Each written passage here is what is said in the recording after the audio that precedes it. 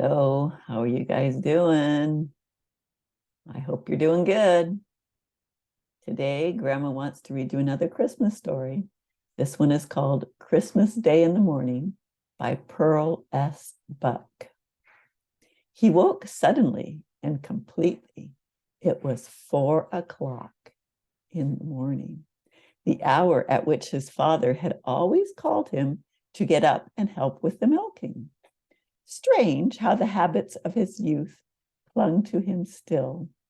50 years ago, and his father had been dead for 30 years, and yet he waked at 4 o'clock in the morning every day. He had trained himself to turn over and go to sleep. But this morning it was Christmas. He did not try to go back to sleep. Why did he feel so awake tonight? He slipped back in time, as he did so easily nowadays. He was 15 years old and still on his father's farm. He loved his father. He had not known it until one day, a few days before Christmas, when he had overheard what his father was saying to his mother. "Mary, I hate to call Rob in the mornings. He's growing so fast, and he needs his sleep. If you could see how he sleeps when I go in to wake him up, I wish I could manage alone." "Well, you can't, Adam," his mother's voice was brisk. "Besides, he isn't a child anymore. It's time he took his turn." "Yes," his father said slowly, "but I sure do hate to wake him up." When he heard these words, something in him woke. His father loved him. He had never thought of it before, taking it for granted the tie of their blood. Neither his father nor his mother talked about loving their children. They had no time for such things. There was always so much to do on the farm. Now that he knew that his father loved him, there would be no more loitering in the mornings and having to be called again. He got up after that, stumbling, blind with sleep, and pulled on his clothes, his eyes tightly shut. But he got up. And then on the night before Christmas, that year when he was 15, he lay for a few minutes thinking about the next day.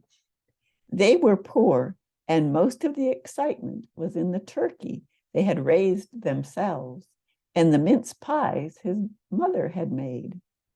His sisters sewed presents, and his mother and father always bought something he needed. Not only a warm jacket, but something more, such as a book. And he saved and bought them each something too. He wished he had a better present for his father. As usual, he had gone to the 10-cent store and bought a tie. It had seemed nice enough until he lay thinking the night before Christmas. He looked out of his attic window. The stars were bright. "Dad," he had once asked when he was a little boy, "what is a stable?" "It's just a barn," his father replied, "like ours." Then Jesus had been born in a barn, and to a barn the shepherds had come. The thought struck him like a silver dagger. Why should he not give his father a special gift too, out there in the barn?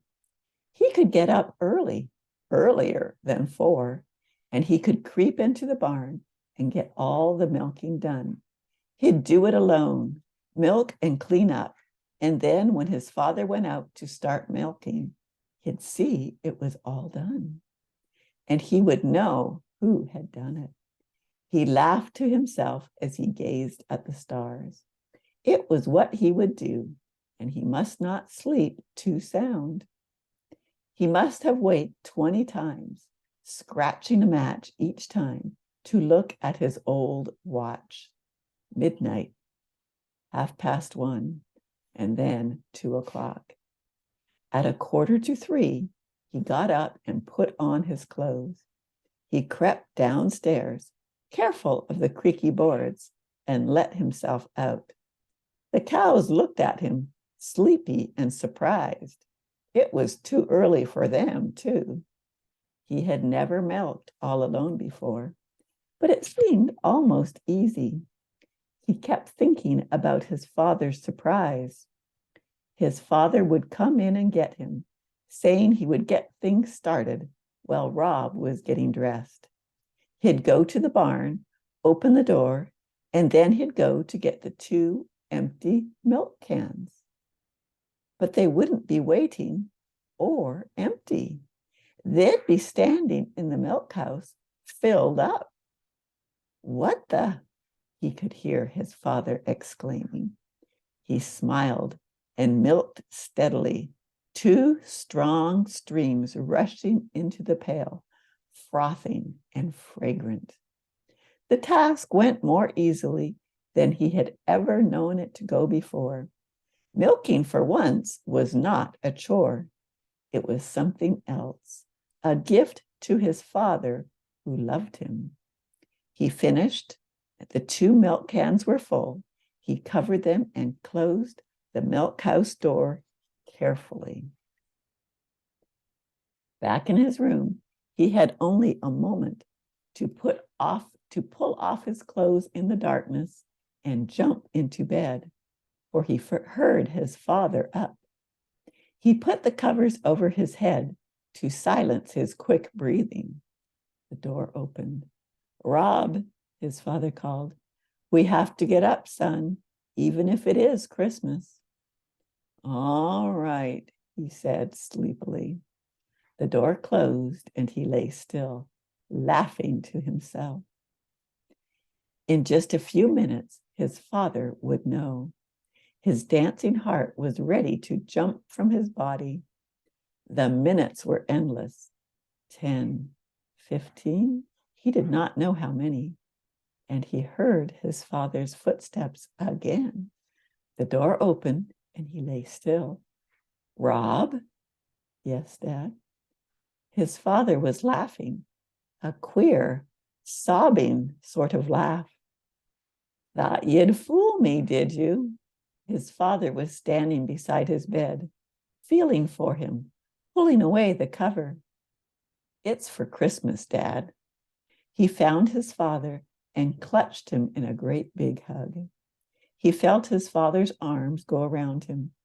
It was dark and they could not see each other's faces. Rob, I thank you. Nobody ever did a nicer thing. Oh, Dad, I want you to know I do want to be good. The words broke from him of their own will. He did not know what to say. His heart was bursting with love.